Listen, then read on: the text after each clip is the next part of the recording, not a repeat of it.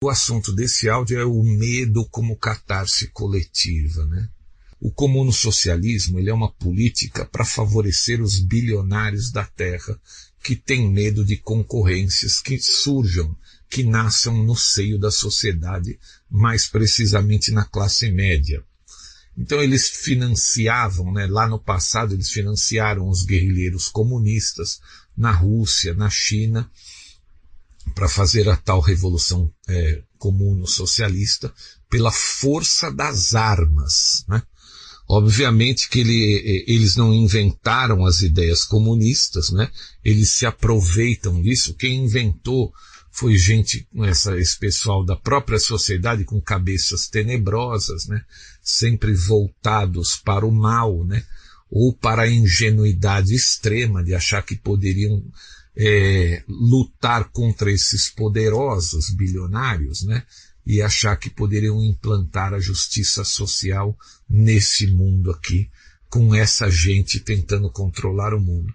Então essa gente se aproveita desse discurso fajuto de justiça social para impor o comunismo e ficarem lá em cima, no cume da montanha, controlando tudo e todos. Ou seja, as empresas, as indústrias, os comércios de uma nação comunista não pertencem ao Estado e ao povo, mas pertencem somente a eles. Então o comunismo é uma maneira de você matar a concorrência. Exatamente isso, é o que ele é. O que ele é vendido é outra coisa, o que os idiotas acreditam é outra coisa. Mas o que ele é isso aí, é uma maneira de você destruir a concorrência. Bom, passados os anos, a própria União Soviética chegou à conclusão de que não poderiam mais usar as armas para fazer as revoluções socialistas, né? As revoluções comunistas. Então eles tinham lá nos anos 30, né, uma referência de um ex-comunista italiano que escreveu alguns livros na prisão, os tais Cadernos do Cárcere, o autor Antônio Gramsci. Ele escreveu algumas medidas ali que os revolucionários deveriam fazer para tomar então a sociedade e implantar o comuno-socialismo sem a força das armas, né? Esse conjunto de ideias nós chamamos de gramscismo aplicado, ou seja, né, esses Cadernos do Cárcere, ele escreveu ali uma série de temas, uma série de ideias onde você vem tomando o Estado e a sociedade de dentro para fora, né, e não de fora para dentro, como faziam as antigas revoluções, derramando sangue, né? Então essa revolução gramscista, ela faria o quê? Ela perverteria o cérebro da sociedade, ela precisa de um tempo muito maior, eles vão colocando pessoas que pensam como eles ou que trabalham para eles dentro de todo o Estado, dentro de toda a esfera jurídica, dentro de toda a esfera legislativa, dentro da esfera executiva, de cidades, de estados, a própria presidência da República, e dessa maneira eles vão modificando aos poucos a revolução, invertendo e implementando valores novos na sociedade, até que aquelas pessoas que têm os valores corretos passam a ser enxergadas como pessoas velhas, pessoas retrógradas, pessoas ultrapassadas, e elas se trancam dentro de uma situação onde elas começam a enxergar tudo errado, não falam mais nada, e a sociedade então está completamente rendida. Bom, nós conseguimos ultrapassar essas duas revoluções. Porque a revolução armada eles não conseguem fazer a nível de Brasil, por exemplo, que eu vou usar aqui o Brasil como referência, porque as nossas forças armadas vão impedir. Ela é muito clara, ela é extremamente visível. A revolução gramscista nós destruímos porque nós tomamos parte das redes sociais de uma maneira, né, e eles vêm tentando reverter isso, obviamente, vocês estão percebendo, nós tomamos parte das redes sociais de uma maneira que nós acordamos as pessoas, e as pessoas passaram a enxergar, então, que os comunistas estavam tentando tomar o poder, né, sendo guiados por toda essa elite mundial aí de Davos, né, por toda essa nova ordem mundial, e eles iam tomar o poder, eles iam fechar um bloco aqui no Brasil, junto com toda a América Latina, a pátria grande, e eles viriam para para aquele fechamento da economia depois, não é? Nós derrubamos isso, como eu disse, porque nós esclarecemos muito as pessoas, não é? Através das redes, nós passamos vários anos ali mostrando às pessoas as intenções de toda essa gente, até que todo mundo chegou à conclusão, não, nós temos que escolher alguém mais afinado com as ideias liberais, capitalistas, né? Mais afinado com toda a situação de uma maneira melhor, e foi eleito o presidente então Jair Bolsonaro. Agora, né, eles estavam perdendo a guerra, obviamente. Então eles deram uma virada, um golpe fulminante, que eu tenho aqui até elogiar a genialidade da situação, embora nós não podemos concordar, porque ela é criminosa, mas sob o ponto de vista da guerra, eles deram uma virada tecnicamente genial, porque eles passaram a impor o medo nas pessoas.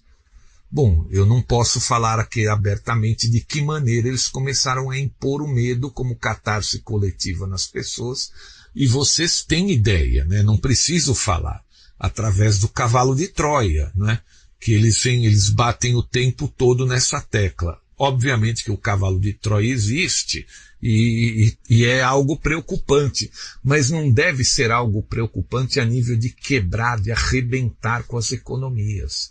A estratégia de arrebentar com as economias é justamente a nova revolução socialista, a revolução socialista do século XXI. Quebrar você a ponto de você precisar da ajuda do Estado e você se render. É isso. E basicamente isso vai acontecer com os menores negócios, com a classe média. Só que as pessoas ainda não se deram conta disso. Veja, todo mundo vem aqui ao mundo, você nasce, você morre. Entre esse período, entre o seu nascer e o seu morrer, você realiza coisas, você estuda, você trabalha, você casa, você monta a sua família, você constitui, né, a família, gera filhos, tal. O medo, ele está em todo esse período da nossa vida. Uma hora você fica doente, uma hora você sofre um acidente, uma hora alguém da sua família fica doente, uma hora um filho seu sofre um acidente. O medo faz parte, né, da vida das pessoas no âmbito geral, em tudo que a gente vive. Você vai arrumar um trabalho, você tem medo de pedir demissão, você não sabe se vai dar certo. O problema é o excesso de medo.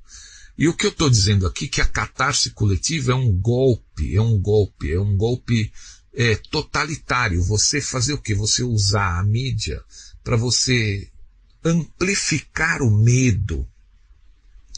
E amplificar o medo acabou funcionando a ponto das pessoas perderem, e eu digo as pessoas, a grande maioria, perderem a capacidade de raciocínio lógico. A economia a gente vê depois. Não vê depois. Porque se você perder o seu negócio, você morre também. Você morre de outros fatores, mas você morre também. Então, a ideia, ela tem que ser equilibrada, né? A dose do medo e do controle sobre o medo tem que ser equilibrado. Os riscos, né, tem que serem equilibrados, né?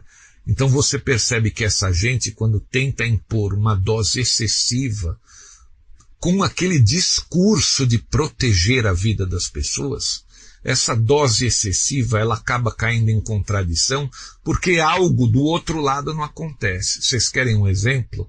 Então vamos lá. Não pode aglomerar porque é perigoso. E o ônibus? E o metrô? Como é que faz? Percebem a situação? Entendeu? Então é muito difícil. E outra, você não pode manter as pessoas sem trabalhar. Todo mundo precisa trabalhar para viver, para comer. Você pode ficar sem trabalhar um período. Quanto de período? Depende da vida de cada um.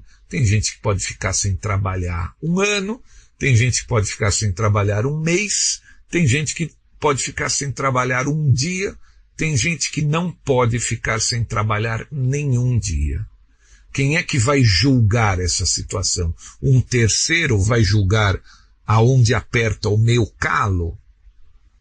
É totalitarismo. Como é que alguém do governo vai julgar aonde aperta o meu calo, se eu preciso trabalhar ou não, para dar o alimento para minha família? Então todos aqueles, prestem muita atenção, todos aqueles que contribuem para essa situação, seja juiz, seja advogado, seja político do Estado, seja todos aqueles, seja militares, todos aqueles que contribuem para o medo coletivo, para a quebra das economias, né? E para a frustração do nosso povo, que é o grande pagador de impostos, todos esses que contribuem para essa situação com o discurso de eu quero protegê-los, ele é um traidor do Brasil e do povo brasileiro. Embora talvez nem saiba disso, nem se deu conta disso. Vocês prestem muita atenção, porque tem um grupo de advogados que se iniciou na Alemanha, e eu vou falar disso depois, mais para frente, que eles estão jurando de pé juntos que eles vão conseguir um novo tribunal de Nuremberg para condenar, essa é a palavra, condenar todos aqueles que estão usando o medo e a catarse coletiva para destruir as pessoas e as economias. E muitos têm culpa em todo esse processo pelo simples fato de obedecerem ordens absurdas. Ordem absurda não se obedece.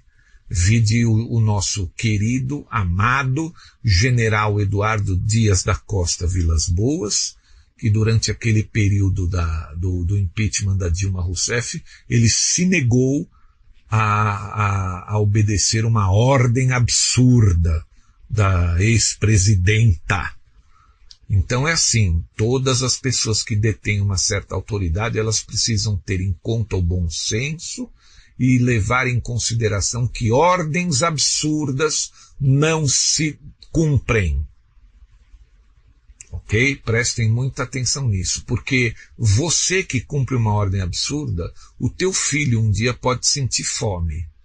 E você talvez não estar em condições de dar alimento para ele. Essa é a situação mais constrangedora que um homem pode passar. Ver o seu filho com fome e você não tem condições de dar alimento para o teu filho. Daí vem o crime, daí vem a violência, daí vem todas as outras catarses sociais. E aquele que impede que um cidadão honesto promova de maneira honesta e promova o trabalho e leve o alimento para sua casa, ele é um criminoso. Aquele que impede que um homem honesto trabalhe e leve o alimento para sua família é um criminoso. É um criminoso. Aquele que impede é um criminoso. Tenha isso em mente.